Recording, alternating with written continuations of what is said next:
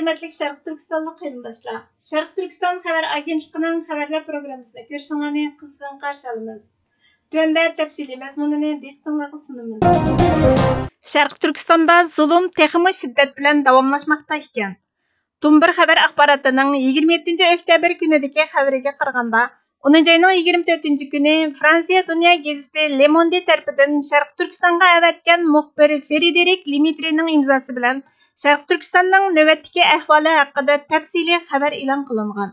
Bu xəbər Xitay Şərq Türkistandakı 3 milyondan artıq Uyğur və başqa Türkiyə xalqlarını cəza lagerləri və türmələrə qamab, türlük zulm selişdək insanlıq təşi qılmışlarını yoşurub, vəziyyətni Xitayның tili boyunca hamma adam tinch yaşaydigan, dini erkinlikdən bəhrəman boladigan, ijtimoiy muqimlik ən yuqori pallaga chiqqan deb ko'rsatishga tirishsimi, qo'rqinchli besimning, zulmning hidini hamma yerdan olg'ili bo'ladiganligini dalillagan.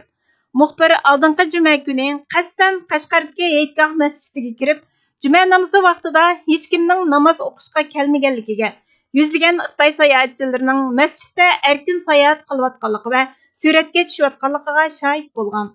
Keyin bu ahvolni oydinlashtirish uchun u masjidni nazorat qilayotgan ikki amonlik saqlag'uchidan kishilar nimishqa juma namozini o'qishga kelmaydi deb so'rgan. Amonlik saqlag'uchi biz bugun ibodat faoliyati olib bormadik deb muxbirni aldashga uringan. Akşamda shom namoziga 20 dak yashangan Uyg'ur er va bir qancha ayolning Hayitgoh masjidiga kirganligini bayqagan.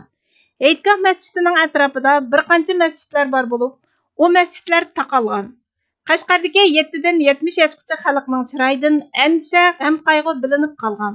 Kichik qizlar sochlarini qisqa kestirgan bo'lib, muxbir ularning kulimsirishini, jamiyat vaziyatining ahvolini anglitishni talab qilganda, ular qilolmaydiganligini bildirib uzoqlashgan.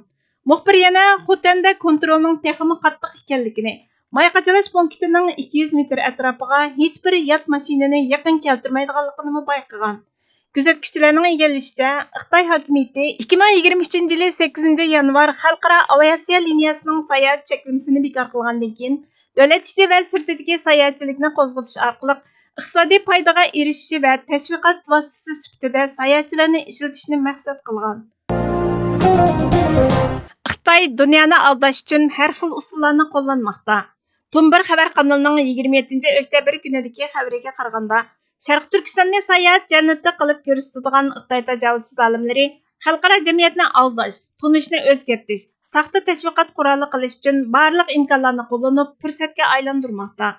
Xitoy Şərq Türkistanda yurgizayotgan irqiy qirg'inchilik jinoyatini yoshirish, rad qilish maqsadida Yevropa, O'rta Sharq, Afrika va Osiyo davlatlaridan diplomatlar, jurnalistlar va sayohatchilarni tanlab, tashkilotlarga taklif qilgan. Xitoy taratqullaridagi xabarlarga qaraganda, Xitoy tajovuzchilari 16 oktyabrdan 20 oktyabrgacha Shveysariyadan kelgan kishilarni Şərq Türkistonni ziyorat qilishga taklif qilib, sayli sayohat tashkil qilganligi oshkorlangan. Shveysariya vakillar o'miki Şərq Türkistonda 5 kun turib, Urumchi, Qashqar, Sanji, Xotan va boshqa rayonlarni ziyorat qilgan.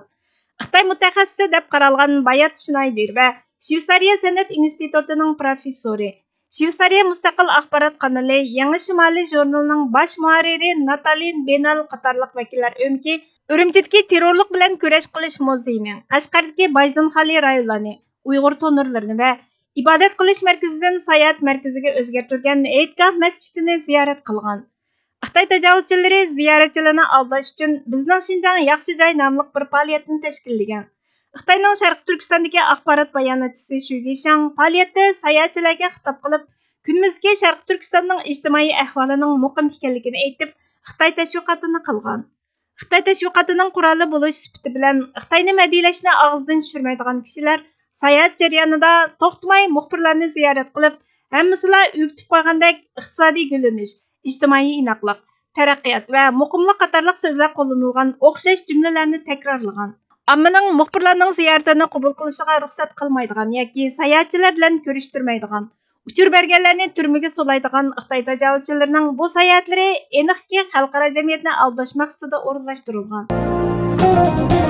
Xitoy Uyg'urlarni majburiy emgakka solishni texmo kengaytmoqda ekan.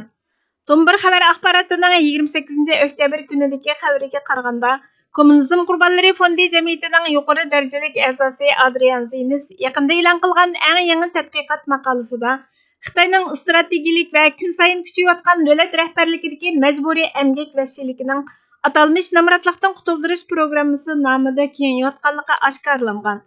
Emgakni yetkash orqali namratlikdan qutuldirishning uqum taraqqiyoti nomli tadqiqot maqolasida atalmish Şinjandagi emgak kuchlarini yetkash siyosati atrofliq tahlil qilingan bo'lib, Uyg'ur jamiyatiga ko'rsatadigan ta'siri va xalqaro siyosatning inkosi cho'nqur yuritilgan.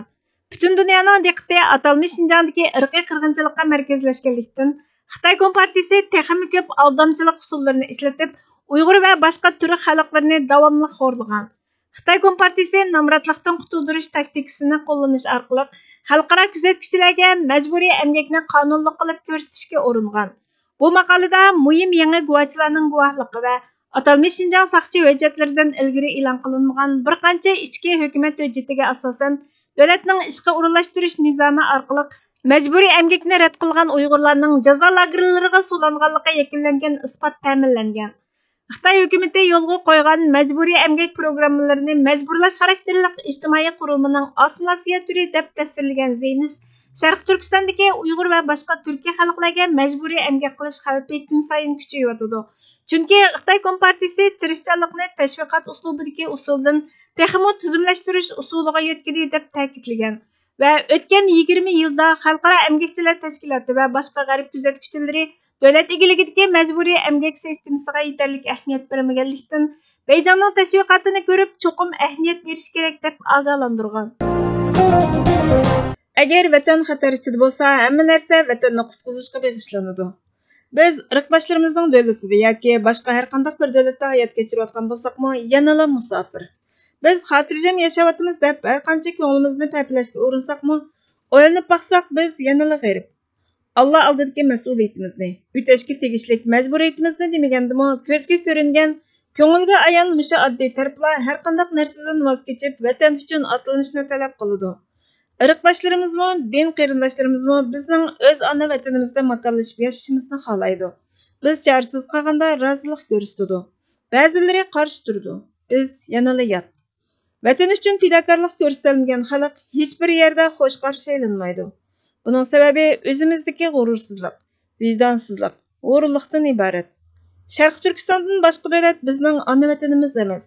Xalqi bilan bo'lgan irqdoshlik munosabatidan foydalanib, biz o'zimiz turayotgan davlatni ona vatanimiz deb maydonlarda baqirsak, bu xushamatchilikdan boshqa narsa emas.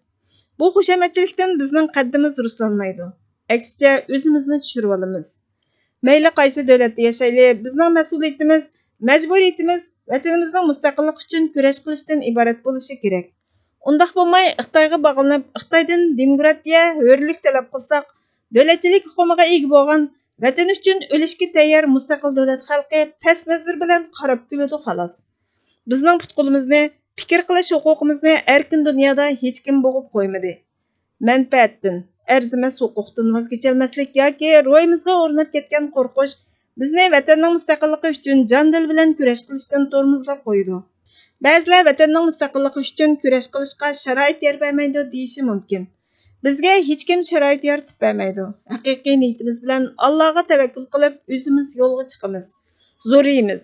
Bizning irodamiz, bo'shashmay olg'a qarab menishimiz bizni natijaga boshlaydi. Sharoit yaratmaydi deb o'tirish yoki insonlikdan nasibasi yo'q zolim Xitoydan demokratiya talab qilish bizga hech nima ato qilmaydi. Dunyodan yo'qolib ketishga rizolik ko'rsatishdan boshqa narsa emas. Barliq umidlar tugagan, askar yo'q, pul yo'q, dushman har tarafni qo'rshovga olgan ahvol ostida Mustafa Kemal Atatürk armiyanimi qurg'uli bo'ladi, pulmi tepiladi, g'alaba qozoniladi deb mustaqillik harakatini boshlatib, yoki o'lim yoki mustaqillik dedi. Bir necha yil ichida Turkiya Jumhuriyatini e'lon qildi. Ularni muvaffaqiyatga erishtirgan narsa ishonch, iroda, bosh egmas ruhdan boshqa narsa emas edi. Bizga vaqt ayirganingiz uchun ko'p rahmat. Kelar qitim programmamizda ko'rishguncha Allohga omonat bo'lg'aysizlar.